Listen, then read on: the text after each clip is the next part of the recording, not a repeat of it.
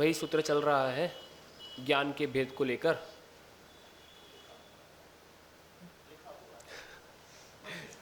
आज वही सूत्र लिखा हुआ है, ठीक है,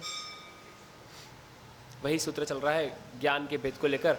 मति, श्रुत, अवधि, मनः, पर्यय, केवल ज्ञान, ये ज्ञान के 5 भेद कहे हैं। एक एनालिसिस हमने पढ़ा था लौकिक शिक्षा के वक्त में, स्वॉट एनालिसिस। ये जो स्वॉट बना है 4 शब्दों को लेकर बना है। एस से स्ट्रेंथ, डब्ल्यू से वीकनेस, ओ से अपॉर्चुनिटी और टी से थ्रेट। स्ट्रेंथ का अर्थ है ताकत, वीकनेस का अर्थ है कमजोरी, अपॉर्चुनिटी से लेना अवसर और थ्रेट से लेना खतरा। स्वॉट एनालिसिस। तो वहाँ पर भी सिखाया जाता था कि आप अपनी शक्तियों के द्वारा कमजोरियों को दूर करें और अवसर मिलने पर अपने खतरों से बचे या उसको दूर करने का प्रयास करें।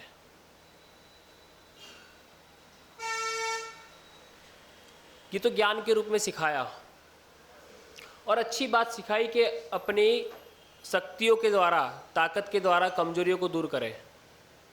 पर हमने क्या किया, अपनी ताकत को बढ़ाया और दूसरे की कमजोरियों का फायदा उठाया और अवसर आने पर दूसरे के लिए खतरा बन गए। सहायता तो करी नहीं, खतरा बन गए।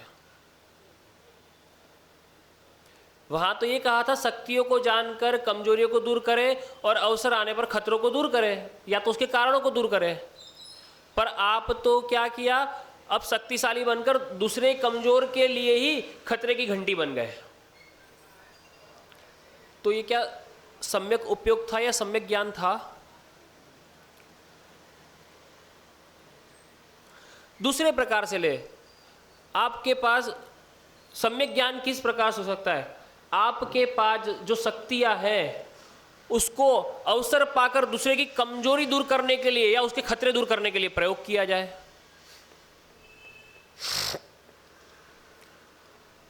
यह सम्यक तरीका था एक हमारे पास में उसको उपयोग करने का, अपनी शक्तियों को। लेकिन हमने तो वही किया, अपने आप को शक्तिशाली बनाया और अवसर पाकर दूसरे की कमजोरी का फायदा उठाकर उसके लिए खतरा बन गए।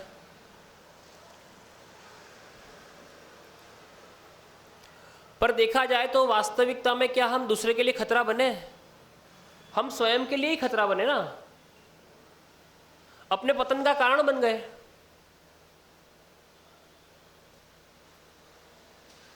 क्योंकि अगर सम्यकता होती तो आप दूसरे की कमजोरी के ऊपर अपने महल को कभी खड़ा नहीं करते, दूसरे की कमजोरी के ऊपर अपने महल को खड़ा नहीं करते, बल्कि अपनी शक्ति से दूसरे को भी खड़ा करने का प्रयास करते, उसके खतरों को भी दूर करने की कोशिश करते। पापी से नहीं करते। ज्ञान तो वही है, स्वॉट एनालिसिस वही था, स्ट्रेंथ, वीकनेस, अपॉर्चुनिटी और थ्रेट एनालिसिस तो हर जगह पे वही पढ़ाया गया, पर उसका प्रयोग हमने मिथ्या कर लिया। अब वो एनालिसिस की क्या गलती?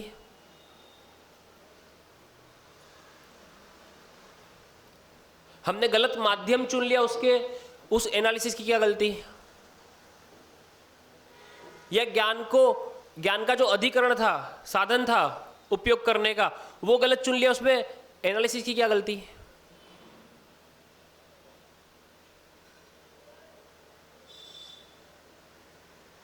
विचार करें, क्योंकि एक ही बात चल रही है, सम्यक ज्ञान या मिथ्या ज्ञान।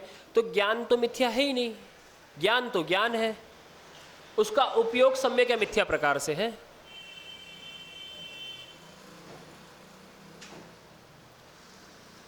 जो आपके लिए भी कार्यकारी हो और उससे दूसरे को भी हानि ना हो, ना कि केवल आपके लिए कार्यकारी हो, बाकी आपका एक का फायदा और सामने वाले का 10 का नुकसान।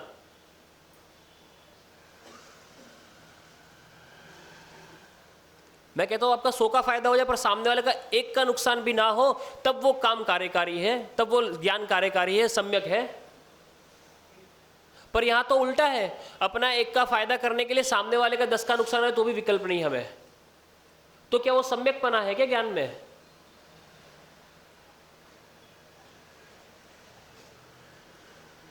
और हमारा जो सांसारिक ज्ञान है वो अभी किसी ना किसी अपेक्षा से उसी कोटि का है, उसी श्रेणी का है जिसमें स्वार्थपना कूट कूट के भरा हुआ है।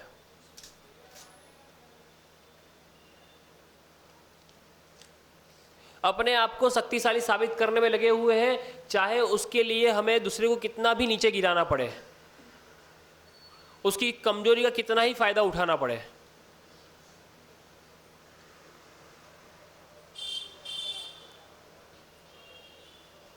और जबकि मैंने कल भी कहा था कि किसी भी पढ़ाई के साधनों में, माध्यमों में, चाहे पब्लिक सर्विस की एग्जाम हो, चाहे चार्टर्ड अकाउंटेंसी हो, चाहे डॉक्टरी हो, चाहे एमबीए हो, कहीं पर भी अनएथिकल नहीं सिखाया जाता। हर जगह पर यही कहा, honesty is the best policy, is the best policy. ईमानदारी ही श्रेष्ठ पॉलिसी है। कहीं पर भी ये नहीं कहा इन ऑनेस्टी, बेईमानी, कहीं नहीं कहा। पर हमने उपयोग उसका किस प्रकार से, क्योंकि हमें आदत हो गई है कि हर चीज को तोड़ मरोड़ के इस्तेमाल करना, पेश करना, ये हमारी आदत हो गई है। तो जहां पर हमारा फायदा होता है ना, वहां पर गलत चीज भी सम्यक हो जाती है। और जिस पॉलिसी से हमारा नुकसान होता हो, अगर वो सम्यक हो तो भी हम उसको कहते हैं यार ये तो गलत है, बंधन में डालने वाली है, बंधन में डालने वाली है। अगर वो पतंग सोचती कि मुझे किन्या का बंधन दिया है, जो किन्ना बनती है उसके ऊपर, उसका बंधन दिया है, तो क्या वो आसमान में इतना ऊपर उड़ पाती क्या?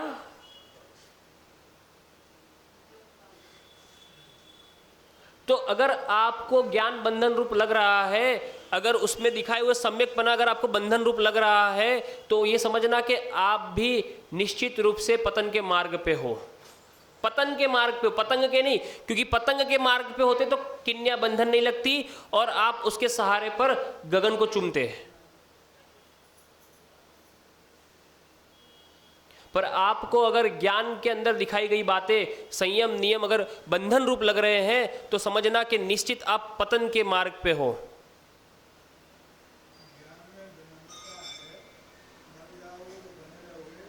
बिल्कुल। और जो किन्याबंदी है ना, वो नियम का काम करती है, और जो डोर से बंधा है वो संयम का काम करती है।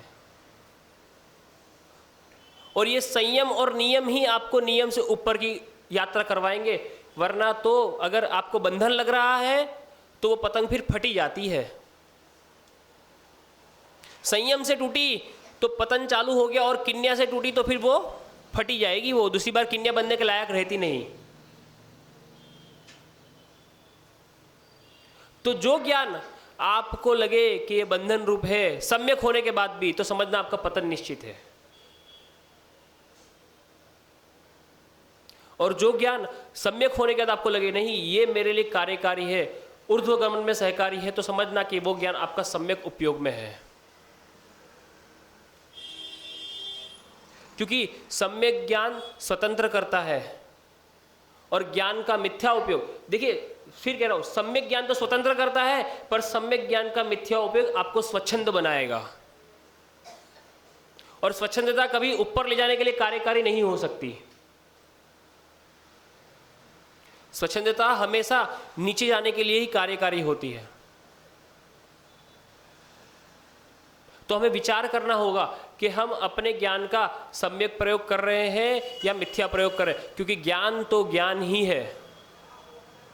और उसी ज्ञान के सहारे पे आज तक जितने महापुरुष हुए हैं वो सब संसार को तैर के चले गए, पार करके चले गए, और हमने उस ज्ञान का सम्यक उपयोग आज तक नहीं किया, इसलिए भटक रहे हैं।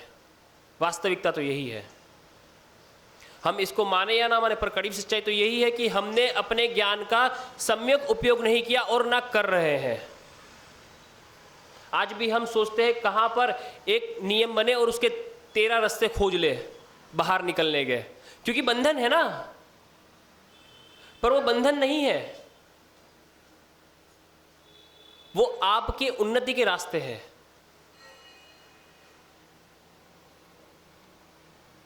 समझ रहे हैं ना?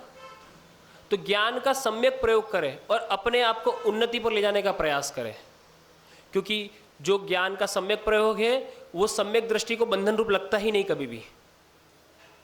और जिसको स्वच्छंद होना है उसको तो फिर कुछ भी कहो कोई फर्क थोड़ी पड़ता है, ठीक है ना? तो हम लोग सब अपने ज्ञान का सम्यक प्रयोग करें। इसी विचारों के साथ में अपनी वाणी को विराम देते हैं और पूज्य गुरुदेव से निवेदन करेंगे कि वे भी अपनी अमृतमय वाणी से